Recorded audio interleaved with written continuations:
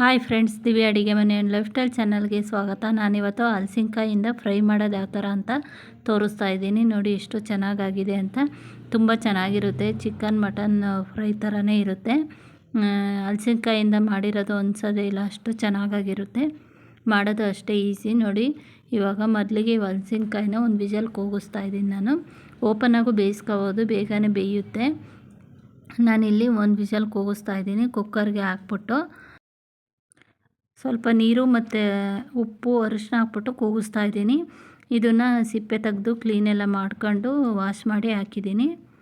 ನೋಡಿ, ಇವಾಗ ಒಂದು ವಿಷಲ್ ಕೂಗಿಸ್ಕೊಳ್ಳೋಕೆ ಇಟ್ಟಿದ್ದೀನಿ. ಈ ಕಡೆ ಒಲೆ ಮೇಲೆ ಒಂದು ಬಾಣಲಿ ಇಟ್ಬಿಟ್ಟು ಸ್ವಲ್ಪ ಎಣ್ಣೆ ಹಾಕಿ, ಎಣ್ಣೆ ಎಲ್ಲ ಬಿಸಿ ಆದಮೇಲೆ ಸಣ್ಣಗೆ ಹಚ್ಚಿರೋ ಅಂಥ ಈರುಳ್ಳಿ ಹಾಕ್ತಾಯಿದ್ದೀನಿ. ಒಂದೆರಡು ಈರುಳ್ಳಿ ಹಾಕಿದ್ದೀನಿ.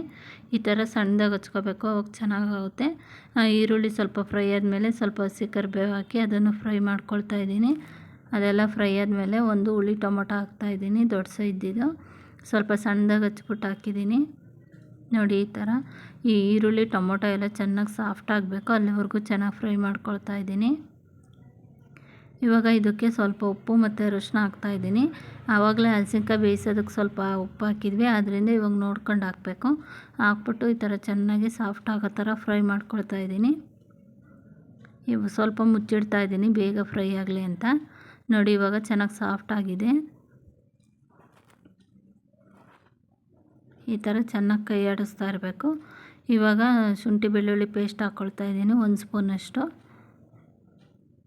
ಹಾಕ್ಬಿಟ್ಟು ಅದ್ರದ್ದು ಹಸಿ ವಾಸನೆ ಹೋಗೋವರೆಗೂ ಚೆನ್ನಾಗಿ ಫ್ರೈ ಮಾಡ್ಕೊಳ್ತಾ ಇದ್ದೀನಿ.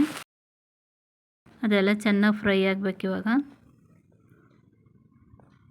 ನೋಡಿ ಯಾವ ಥರ ಫ್ರೈ ಆಗಿದೆ ಅಂತ. ಇದಕ್ಕೆ ಇವಾಗ ಡ್ರೈ ಪೌಡರ್ಸ್ ಹಾಕ್ತಾಯಿದ್ದೀನಿ. ಖಾರದ ಪುಡಿ 1 ಸ್ಪೂನಷ್ಟು, ಧನಿಯಾ ಪೌಡ್ರು ಅರ್ಧ ಸ್ಪೂನಷ್ಟು ಹಾಕ್ತಾಯಿದ್ದೀನಿ, ಗರಂ ಮಸಾಲ 1/4 ಸ್ಪೂನಷ್ಟು ಹಾಕ್ತಾಯಿದ್ದೀನಿ. ಹಾಕ್ಬಿಟ್ಟು ಇದ್ರದ್ದು ಹಸಿ ವಾಸನೆ ಹೋಗೋವರೆಗೂ ಚೆನ್ನಾಗಿ ಫ್ರೈ ಮಾಡ್ಕೊಳ್ಬೇಕು. ಇದೆಲ್ಲ ಫ್ರೈ ಆಗಿ ಚೆನ್ನಾಗಿ ಎಣ್ಣೆ ಬಿಟ್ಕೊಂಬರ್ಬೇಕು, ಅಲ್ಲಿವರೆಗೂ ಚೆನ್ನಾಗಿ ಫ್ರೈ ಮಾಡ್ಕೊಳ್ಬೇಕು. ಇವಾಗ ಚೆನ್ನಾಗಿ ಫ್ರೈ ಆದಮೇಲೆ ಆವಾಗಲೇ ಬೇಯಿಸಿಟ್ಕೊಂಡಿದ್ವಲ್ಲ ಹಲಸಿನಕಾಯಿ ಮತ್ತು ನೀರು 2 ಹಾಕಬೇಕು. 2 ಹಾಕ್ಬಿಟ್ಟು ಚೆನ್ನಾಗಿ ಮಿಕ್ಸ್ ಮಾಡ್ಕೊಳ್ತಾ ಇದ್ದೀನಿ. ಇದ್ರ ಜೊತೆಗೆ 1-2 ನಿಮಿಷ ಫ್ರೈ ಆದರೆ ಸಾಕು. ಇವಾಗಲೇ ಬೆಂದೋಗಿದೆ ಅದು ಹಲಸಿನಕಾಯಿ, ಆದ್ದರಿಂದ ನೋಡಿ ಈ ಥರ ಚೆನ್ನಾಗಿ ಮಿಕ್ಸ್ ಮಾಡ್ತಾಯಿದ್ದೀನಿ. 1-2 ನಿಮಿಷ ಮುಚ್ಚಿಬಿಟ್ಟು ಬೇಯಿಸಿದರೆ ನೀಟಾಗಿ ಫ್ರೈ ಆಗಿರುತ್ತೆ. ನೋಡಿ, ಇವಾಗ ರೆಡಿಯಾಗಿದೆ ಆಲ್ಮೋಸ್ಟು. ಇದು ಚಪಾತಿ, ದೋಸೆ, ಪೂರಿಗೆಲ್ಲ ಚೆನ್ನಾಗಿರುತ್ತೆ, ಸೈಡ್ಸ್ಗೂ ಚೆನ್ನಾಗಿರುತ್ತೆ. ಒಂದು ಸರಿ ಟ್ರೈ ಮಾಡಿ ನೋಡಿ. ಇವಾಗ ರೆಡಿಯಾಗಿದೆ. ಲಾಸ್ಟಲ್ಲಿ ಸ್ವಲ್ಪ ಕೊತ್ತಂಬರಿ ಸೊಪ್ಪು ಹಾಕ್ತಾಯಿದ್ದೀನಿ. ಹಾಕ್ಬಿಟ್ಟು ಚೆನ್ನಾಗಿ ಮಿಕ್ಸ್ ಮಾಡ್ಕೊಳ್ತಾ ಇದ್ದೀನಿ.